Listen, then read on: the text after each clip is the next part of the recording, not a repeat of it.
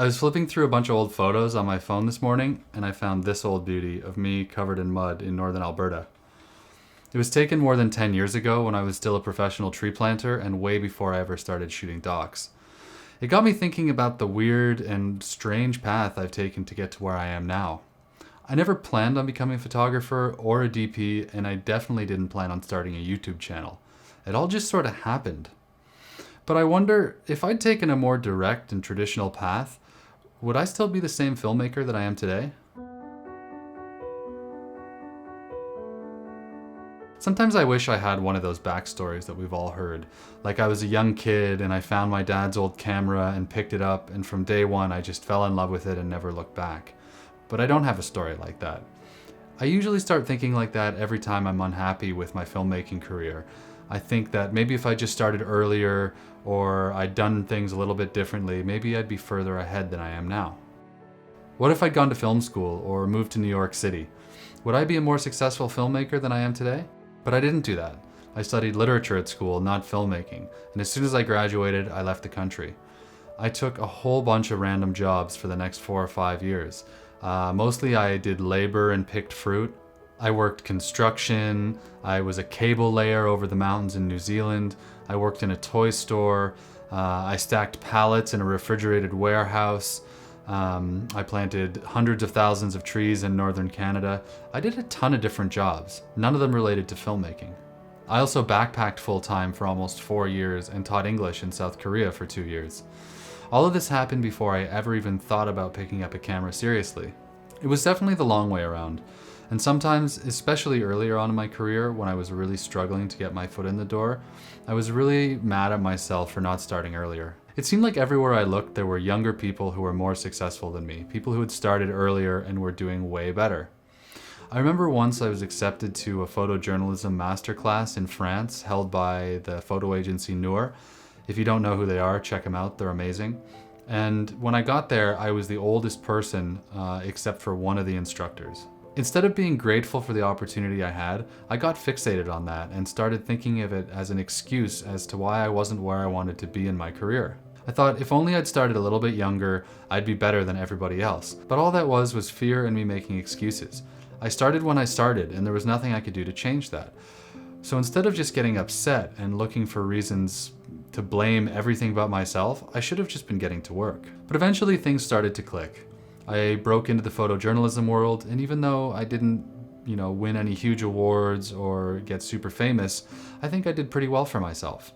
I got to work on some really cool projects for some of the biggest news outlets in the world, and more or less, I accomplished what I'd set out to do. Then I hit the reset button on myself and decided to change into documentary video. There's a whole bunch of reasons why I did this, and I can explain them all in another video. But for now, it's enough to know that after 4 or 5 years of my photo career, I stopped what I was doing, changed the tagline on my website to say that I was a DP now, and started only looking for video jobs. I struggled again from day one like we all do. It was super hard to break in, I had no contacts and no experience. But eventually I made that work too. And the weird thing is, the further I got in each of those careers, the happier I was that I hadn't taken a direct route, and the more grateful I was that I'd done all those strange jobs. In my opinion, the hardest part about making documentaries or photojournalism isn't making beautiful pictures. If you practice enough and you get in the right place at the right time, the pictures kind of make themselves. What's really hard is getting permission and trust of people so that you can take those pictures in the first place. The kind of photography and documentaries that I'm interested in are about people. So it doesn't do you any good to be a Photoshop master and know everything there is to know about f-stops and the latest gear if you can't interact with people and start relationships with them. What really makes a difference in a great documentary or photography project is access, and all the technical skills in the world won't help you with that.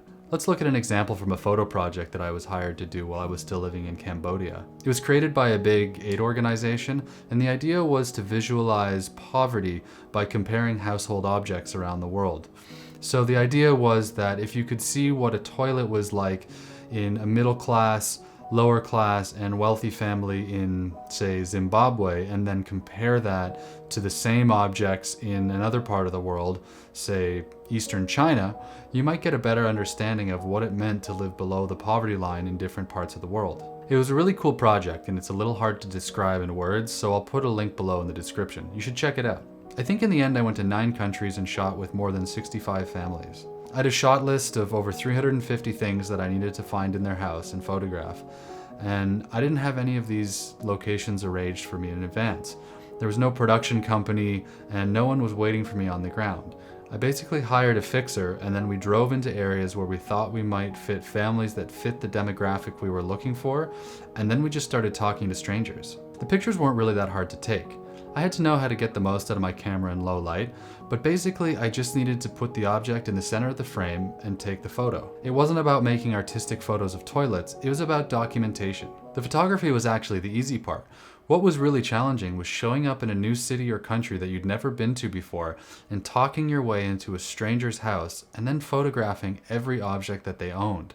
It was really intimate and pretty invasive. I spent about 5 hours in each home, and we would comb through everything they owned. These people had no reason to let me in. There was nothing in it for them. But still, somehow, despite not speaking the language, I was able to convey a feeling of trust, and in the end, they let me inside.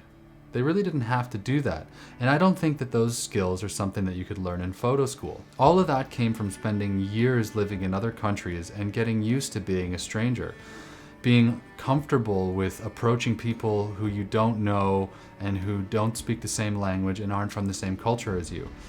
All of that came from my time as a backpacker, and even though I might have thought that that was wasted time, it really wasn't. Let's look at another example from a few years ago. I went to Papua New Guinea with a super talented crew to film a very high budget doc in a remote part of the world.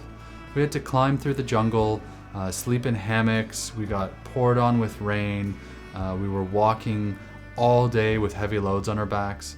It was really grueling. If I'd just gone to film school and hadn't spent 5 summers sleeping in a tent in northern Canada and planting trees, I don't know that I would have been able to handle that kind of exposure to nature. That job taught me how to be comfortable in very uncomfortable situations and not to complain, but just to put your head down and get it done. If I hadn't been a tree planter, I wouldn't have been a good fit for that crew, no matter how much I knew about shaping light. So even though at the time I often thought I was falling behind by spending so long as a planter, in the end, that experience was invaluable for me. This isn't one of those videos where I bash film school. In fact, I think there's some real benefits to film school that you can't get anywhere else. You make amazing contacts that you probably will work with for the rest of your career. Also, if you want to do feature films and not documentaries, there's a lot of technical skills and access to equipment that can be pretty tough if you don't go to film school. Film school definitely has a place, and there's a lot of reasons why it could be a great fit for you. Instead, what I'm trying to say is don't be so fixated on getting to a certain goal in your career that you ignore life experiences along the way. Take random jobs and do strange things that have no direct link to filmmaking. You'll be really surprised about how they come to influence you later and give you perspective on the world. I worked for a while as a cable layer in New Zealand, and that gave me a totally different perspective on manual labor and how a lot of people in the world make their income. I even worked for a while in a call center in Australia, and even though I didn't last very long, I hated the job and I hate getting those calls just like everybody else, I still learned something from it. I at least understand what it's like to be that person on the other end of the phone. And even though I haven't made a documentary about it yet, I'm sure that that's gonna pay me back sometime in some random way. While I can't exactly say how each of these experiences has impacted me as an artist, I can say that without them, I don't think I'd be as curious or compassionate a person as I am today. At its core, most filmmaking, especially documentaries, is about telling human stories. In order to do that job well, you need to understand other people. So test yourself in weird places, don't be embarrassed to look stupid in front of strangers, and push yourself outside your comfort zone.